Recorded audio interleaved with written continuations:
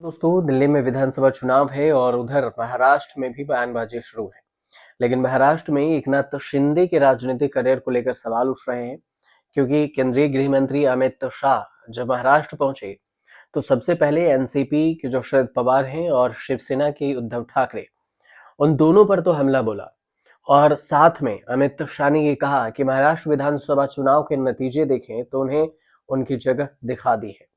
शाह ने कहा कि शरद पवार ने 1978 में महाराष्ट्र में दगा और फटकार की राजनीति शुरू की। 2024 के चुनाव में लोगों ने उन्हें नकार दिया और इसी तरह वंशवाद की राजनीति और फिर उद्धव ठाकरे की विश्वासघात को भी नकार दिया है। लोगों ने 2024 के चुनाव में पवार और उद्धव ठाकरे को उनकी असली जगह दिखा दी है। उन्होंने ये भी अपने भाषण में कहा कि राज्य में पवार और ठाकरे की वंशवादी की राजनीति और विश्वासघात को अस्वीकार कर दिया गया है। महाराष्ट्र की जनता ने दिखा दिया कि एकनाथ शिंदे के शिवसेना की बाला साहब ठाकरे के शिवसेना और अजित पवार का गुट ही असली राकंपा है। महाराष्ट्र की जनता ने शरद पवार और उद्धव ठाकरे से विश्वासघात की राजनीति को नकारा है। लेकिन ये जो अमित शाह ने बयान दिया, भले ही उन्होंने एकनाथ शिंदे का जिक्र किया हो, लेकिन कहीं पर ऐसी भी चीज हो रही है, ऐसी भी खबरें आ रही है कि वहां पर अब प्रदेश अध्यक्ष जो देवेंद्र फडणवीस की सबसे खास हैं, उन्हें बना रहे हैं और उसका क्या प्रभाव होगा आपको बताते हैं। उन्होंने ये भी कहा है कि जो महाविकास आघाड़ी है, हाल ही में महाराष्ट्र चुनाव में जो राज्य में चुनाव हुआ उसमें बड़ा झटका भी लगा, क्योंकि अगर देखें तो पार्टी ने 288 विधानसभा क्षेत्रों में से सिर्फ 16 सीटें ही जीती, जबकि उद्धव ठाकरे के नेतृत्व वाली उनकी सहयोगी शिवसेना की जो पार्टी यूबीटी है 20 सीटें जीती और एनसीपी शरद पवार के गुट ने सिर्फ 10 सीटें जीती। बीजेपी के नेतृत्व वाली महायुति गठबंधन 233 सीटों के साथ विजय हुई। बीजेपी ने 132 सीटें जीती हैं, जबकि उसके सहयोगी दलों की बात करें महाराष्ट्र में तो एकनाथ शिंदे के नेतृत्व वाली जो शिवसेना है और अजित पवार की जो एनसीपी है, शिवसेना एकनाथ शिंदे वाले 57 सीटें जीती है और अजित पवार 41 सीटें अजित पवार को मिली है। महाराष्ट्र के विधानसभा चुनाव में शानदार जीत दर्ज करने के बाद बीजेपी अब यह भी प्लान कर रही है कि राज्य में प्रदेश अध्यक्ष बदल दिया जाए। जो मौजूदा प्रदेश अध्यक्ष हैं बीजेपी के, वो चंद्रशेखर बावनकुले हैं, महाराष्ट्र में बीजेपी के अध्यक्ष हैं। लेकिन चूंकि वह फडणवीस की सरकार में मंत्री भी हैं, इसीलिए पार्टी जल्द ही किसी दूसरे नेता को इस अहम पद पर नियुक्त कर सकती है। लेकिन जो केंद्रीय मंत्री और बीजेपी के राष्ट्रीय अध्यक्ष हैं जेपी नड्डा, उन्होंने इस बात की घोषणा की है कि रविंद्र चौहान को महाराष्ट्र की पार्टी का कार्यकारी अध्यक्ष नियुक्त किया गया है फिलहाल।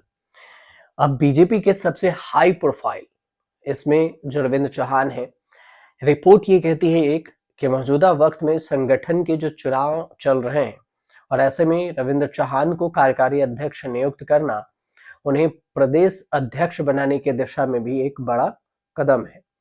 चौहान महाराष्ट्र में प्रभावशाली मराठा समुदाय से आते हैं और मराठा आरक्षण का विवाद भी है। मराठा समुदाय महाराष्ट्र में आरक्षण की मांग को लेकर लगातार आंदोलन कर रहे हैं और लगातार 4 बार के विधायक रह चुके हैं रविंद्र चौहान। चौहान टोमीवली सीट से विधायक हैं और लगातार 4 बार विधायक बन चुके हैं। उनके बारे में कहा जाता है कि वह सवाल नहीं करते, उन्हें मुख्यमंत्री देवेंद्र फडणवीस का सबसे करीबी माना जाता है। बीते साल महायुति सरकार ने के जो गठबंधन हुए थे, उस वक्त जब उन्हें कैबिनेट में शामिल नहीं किया गया था, तब इस तरह की अटकलों से और भी जोर पकड़ ली थी, अटकलबाजियां होने लगी थी कि उनकी महाराष्ट्र में संगठन जो है उसमें कोई बड़ा पद मिल सकता है। लेकिन अभी जो वर्तमान में अध्यक्ष हैं चंद्रशेखर बावनकुले, उन्होंने चौहान की तारीफ भी की है। बावनकुले ने कहा कि चौहान एक वफादार कार्यकर्ता है, ईमानदार है और उन्हें जो भी काम पार्टी की ओर से दिया जाता है वह उसे पूरे दिल से बिना कोई सवाल पूछे करते हैं। यही बात उन्हें संगठन के अंदर और पार्टी नेताओं के बीच में स्वीकृति दिलाती है। वहीं दूसरी तरफ देखें तो शिंदे के बेटे की उम्मीदवारी का भी उन्होंने विरोध किया। चौहान के बारे में ये भी जानकारी है, सबसे दिलचस्प है कि उन्होंने उप मुख्यमंत्री जो एकनाथ शिंदे हैं, उनके बेटे श्रीकांत शिंदे को लोकसभा चुनाव में कल्याण सीट से उम्मीदवार बनाए जाने का विरोध किया था। तो चौहान ने श्रीकांत शिंदे पर मनमानी करने का भी आरोप लगाया था कि वो श्रीकांत शिंदे मनमानी करते हैं। अब बीजेपी ने भले ही विधानसभा चुनाव 2024 में बड़ी जीत हासिल की है, लेकिन पार्टी ने अभी भी कई बड़े लक्ष्य निर्धारित किए हुए हैं, जैसे कि राज्य के 355 तालुकाओं में 36 जिलों में पार्टी के संगठन को फिर से खड़ा करना। साथ ही 2019 के विधानसभा चुनाव में बीजेपी का मकसद बिना सहयोगी की मदद के दम पर सरकार बनाने का रहा, और ऐसे 2029 का प्लान है कि हम 2029 में बिना किसी सहयोग के ही सरकार बनाएंगे महाराष्ट्र में। और ये लक्ष्य पूरा करने के लिए ज्यादा मेहनत करने की जरूरत है, लेकिन अभी से अगर ऐसा होता है तो फिर एकनाथ शिंदे की जो साइड लाइन है उसकी तैयारी अभी से ही शुरू हो गई है। तो एकनाथ शिंदे के करियर पर भी सवाल उठने लगा है कि आखिर वो अब उनका क्या होगा, क्योंकि वो पहले सीएम रह चुके हैं खुद ही, और जैसे ही बीजेपी की ज्यादा सीटें आई तो फिर उन्हें डिप्टी सीएम बना दिया गया। हालांकि महाराष्ट्र की राजनीति में कब क्या हो इसलिए जल्द कहना बहुत जल्दबाजी होगी। तो आप देखिए कि धीरे धीरे क्या कुछ होता है राजनीति में, महाराष्ट्र में खास करके। फिलहाल आपको जानकारी सही लगे तो चैनल को सब्सक्राइब कीजिएगा, शेयर कीजिए और कमेंट कीजिए।